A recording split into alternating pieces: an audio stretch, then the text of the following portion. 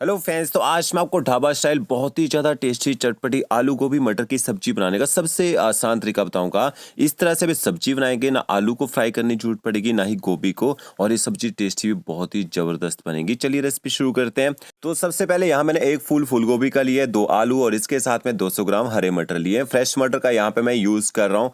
अब आपने सब्जियों की कटिंग करनी है, तो जो फूलगोभी है ना, देखिए इस तरह से आपने फूलगोभी को काटना है। इसके जो डंठल है ना, इनको आपने बीच में रहने देना है, और जो फूल है इनको आप अलग कर दीजिए, क्योंकि जो डंठल है इनको पकने में थोड़ा सा टाइम ज़्यादा लगता है और फूल जो है जल्दी गल जाते हैं। तो हमने इस तरह से कटिंग करनी है ताकि डंठल भी पक जाए और ये देखिए गोभी के फूल भी अलग हो जाए। अब आपने जो फूल है इनको इस तरह से एक के 2 पीसेस कर लेने हैं। ये देखिए, जो बड़ा फूल हो उसके आप 4 पीसेस कर सकते हैं, बाकी देख के 2 पीस करने, ठीक है। और जो डंठल हमने बीच से निकाला था ना, इसको भी आपने कटिंग कर लेना है। इसको आपने आलू के साथ पकाना है, ताकि जब तक आलू पके ये जो डंठल है ना ये भी पक जाए। तो ये देखिए इस तरह से डंठल की कटिंग कर लीजिए। आलू को आपने क्यूब्स में काटना है, 1/2 कीजिए, और इस तरह से देखिए आलू की आपने एक बराबर यहाँ पे कटिंग कर लेनी है। और आलू की कटिंग करने के बाद आलू को साथ साथ में ना पानी में डाल दीजिए, ताकि आलू का जो कलर है वो यहाँ पे डार्क ना हो। और जो हरे मटर है, यहाँ मैंने फ्रेश मटर का यूज़ किया है, तो इनको आपने ना बॉईल कर लेना है। इनको पकने में थोड़ा सा टाइम लगता है, तो बॉईल करके जल्दी पक जाते हैं। ये देखिए पानी यहाँ पे उबल चुका है, उबलते पानी में मटर डालने हैं। सिर्फ 3 से 4 मिनट तक आप इनको बॉईल कर लीजिए। इस तरह से हरे मटर को आपने गर्म पानी से निकाल देना है, और साथ साथ में आप इनको ना ठंडे पानी में डाल दीजिए। ठंडे पानी में डालेंगे क्या होगा, इनका कुकिंग प्रोसेस यहीं रुक जाएगा और इनका जो कलर है एकदम ग्रीन रहेगा।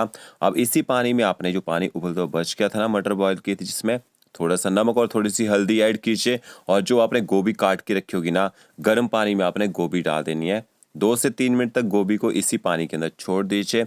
इससे गोभी अच्छी तरह से धुल भी जाएगी, और इसमें कीड़े वगैरह होते हैं ना, वो भी पानी के ऊपर आ जाते हैं। तो इस तरह से इसको छोड़ दीजिए। मसाला बनाने के लिए 1 प्याज 3 टमाटर का आपने यूज़ करना है। टमाटरों का यूज़ थोड़ा सा ज़्यादा किया जाता है इस सब्जी को बनाने के लिए। जो प्याज है फाइन चॉप कर लीजिए, और जो टमाटर है इनको भी आपने बारीक काट लेना है। और एक टमाटर को आपने ना डाइस कटी में कटिंग कर लेना है। और यहाँ मैंने 100 ग्राम दही ली है। दही आपकी खट्टी नहीं होनी चाहिए ना, सब्जी में ज़्यादा खट्टा टेस्ट आ जाता है। आधा छोटा चम्मच आप इसमें हल्दी पाउडर ऐड कर दीजिए। 1 छोटा चम्मच भर के आपने इसमें कश्मीरी लाल मिर्च पाउडर ऐड करना है। इससे कलर अच्छा आता है और ये तीखा नहीं होता है ज़्यादा। साथ में आपने 1 चम्मच इसमें धनिया पाउडर ऐड करना है। आधा चम्मच आप इसमें जीरा पाउडर ऐड कीजिए। आधा चम्मच आपने कसूरी मेथी ऐड करनी है, और थोड़ा सा गरम मसाला पाउडर ऐड कर दीजिए। इन मसालों को आपने दही के साथ अच्छी तरह से मिक्स कर लेना है। और जब तक आपका तड़का तैयार होगा ना, मसाले दही के साथ मिक्स करके अच्छी तरह से फूल जाएंगे और ये जल्दी पक भी जाते हैं। और यहाँ मैंने कढ़ाई ली है, उसमें 2 बड़े चम्मच ऑयल के ऐड करेंगे। आप सरसों के तेल में भी बना सकते हैं, सब्जी बनानी हो। ऑयल को थोड़ा सा गर्म कर लीजिए। 1 छोटा चम्मच आपने इसमें साबुत जीरा ऐड करना है। जीरे को आपने चटकने देना है ताकि इसका फ्लेवर एक्टिवेट हो जाए।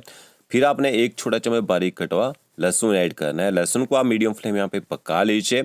जैसे लहसुन पक जाएगा, फिर आपने इसमें बारीक कटवा प्याज ऐड कर देना है। और अब आपने गैस की फ्लेम हाई करनी है। हाई फ्लेम में प्याज को 1.5 से 2 मिनट तक यहाँ पे पका लीजिए। ज़्यादा आपने प्याज को गोल्डन ब्राउन नहीं करना है, थोड़ा सा इसको सॉफ्ट कर लीजिए, ताकि प्याज का जो कच्चा टेस्ट है वो यहाँ पे ख़त्म हो जाए। तो क्या देखिए, प्याज थोड़ी देर पका लिया है। बारीक कटा अदरक ऐड करेंगे, और साथ में आपने थोड़ी सी बारीक कटी हरी मिर्च ऐड करनी है, सब्जी को तीखा करने के लिए। बाकी कलर के लिए हमने कश्मीरी मिर्च पाउडर का यूज़ यहाँ पे किया है।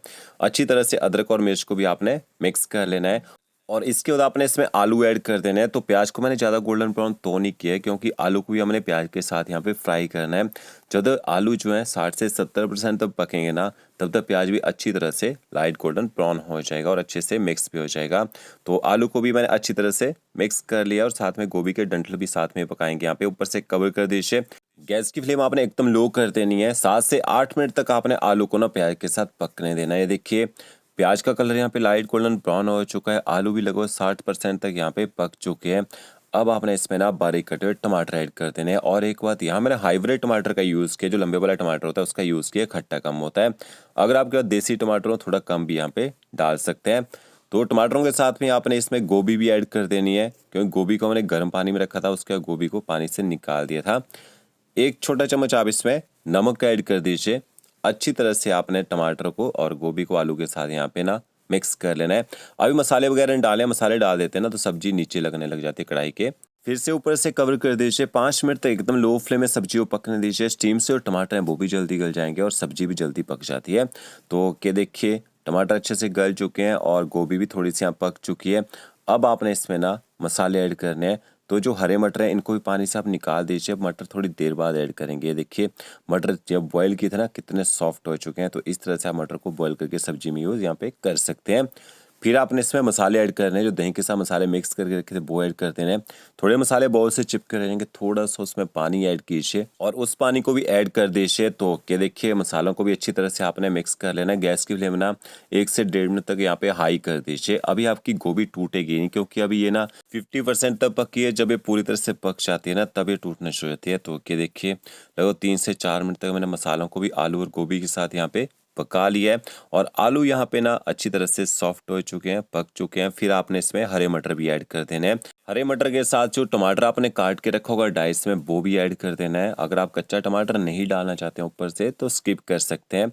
हरे मटर को भी मिक्स कर लीजिए और इसके बाद आपने ना लगभग 2 से 3 मिनट तक यहाँ पे सब्जी को पकने देना है। ये देखिए यहाँ पे आलू और गोभी जो अच्छी तरह से पक चुकी है। थोड़ा सा मटर को यहाँ पे साथ में ना पका लेते हैं ताकि इनमें भी मसालों का टेस्ट आ जाए। और लास्ट में आपने बारीक कटा हुआ हरा धनिया ऐड करना है।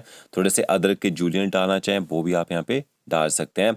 तो ये आपकी आलू गोभी की जो सब्जी है वो तैयार हो चुकी है। ना तो आलू को फ्राई किया है ना तो गोभी को फ्राई किया और सब्जी हमारी एकदम खिली खिली बनी है। तो फ्रेंड्स अगर आपको मेरा वीडियो अच्छा लगा होगा लाइक शेयर कमेंट जरूर कीजिए। ओके फ्रेंड्स, नए वीडियो के साथ थैंक यू।